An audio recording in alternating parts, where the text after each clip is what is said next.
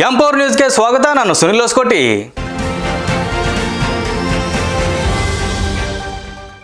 ಬಿಕೆಹಳ್ಳಿ ಗ್ರಾಮ ಪಂಚಾಯಿತಿ ವ್ಯಾಪ್ತಿಯಲ್ಲಿ ಕುಡಿಯುವ ನೀರಿಗಾಗಿ ಜನಸಾಮಾನ್ಯರು ನರಕಯಾತನೆ ಅನುಭವಿಸುತ್ತಿದ್ದು ಅಧಿಕಾರಿಗಳ ನಿರ್ಲಕ್ಷ್ಯಕ್ಕೆ ಬಲಿಯಾಗ್ತಿದ್ದಾರಾ ಗಡಿನಾಡು ಜನ ಅನ್ನೋ ಆರೋಪ ಕೇಳಿ ಬರ್ತಾ ಇದೆ.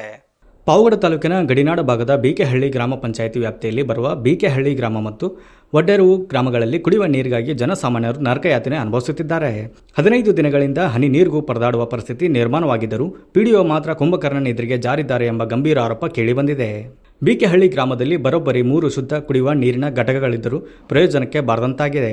2 ಘಟಕಗಳು ದುರಸ್ತಿಯಲ್ಲಿದ್ದರೆ ಸುಸ್ಥಿತಿಯಲ್ಲಿರುವ ಮತ್ತೊಂದು ಘಟಕಕ್ಕೆ ಪಂಚಾಯಿತಿ ಬೋರ್ವೆಲ್ನಿಂದ ನೀರು ಸರಬರಾಜು ಮಾಡುತ್ತಿಲ್ಲ.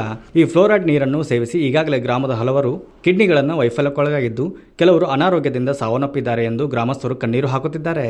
ಪಿಡಿಒ ಅಧಿಕಾರಿಯನ್ನು ಕೇಳಲು ಹೋದರೆ ಬೋರ್ವೆಲ್ ಕೆಟ್ಟು ಹೋಗಿದೆ ಎಂಬ ಹಾರಿಕೆ ಮತ್ತು ಉಡಾಫೆ ಉತ್ತರಗಳನ್ನು ಸಿಗುತ್ತಿವೆ. ಇದರ ಜೊತೆಗೆ ಗ್ರಾಮದಲ್ಲಿ ಮೂಲಭೂತ ಸೌಕರ್ಯಗಳು ಸಂಪೂರ್ಣವಾಗಿ ಹದಗೆಟ್ಟಿವೆ. ಸಾರ್ವಜನಿಕರು ಓಡಾಡುವ ರಸ್ತೆಗಳು ಅಧ್ವಾನಾಗಿದ್ದು ಸಂಚಾರ ದುರಸ್ತಿವಾಗಿದೆ. ಇನ್ನು ಗ್ರಾಮದಲ್ಲಿ ಸಮರ್ಪಕವಾದ ವಿದ್ಯುತ್ ದೀಪಗಳು ವ್ಯವಸ್ಥೆಯೂ ಇಲ್ಲದೆ ಸಾರ್ವಜನಿಕರು ಕತ್ತಲಲ್ಲಿ ಕಳೆಯುವಂತಾಗಿದೆ. ಕರ್ತವ್ಯ ಲೋಪ ಎಸಗಿರುವ ಮತ್ತು ಉಡಾಫೆ ಉತ್ತರ ನೀಡುತ್ತಿರುವ ಪಿಡಿಒ ವಿರುದ್ಧ ಕಠಿಣ ಕಾನೂನು ಕ್ರಮ ಜರುಗಿಸಬೇಕು. ಇಲ್ಲದಿದ್ದರೆ ಮುಂಬರುವ ದಿನಗಳಲ್ಲಿ ಗ್ರಾಮಸ್ಥರೆಲ್ಲರೂ ಸೇರಿ ಪಂಚಾಯಿತಿ ಕಚೇರಿ ಎದುರು ಉಗ್ರ ಹೋರಾಟ ಹಮ್ಮಿಕೊಳ್ಳುವುದಾಗಿ ಬಿಕೆಹಳ್ಳಿ ಗ್ರಾಮಸ್ಥರು ಎಚ್ಚರಿಸಿದ್ದಾರೆ.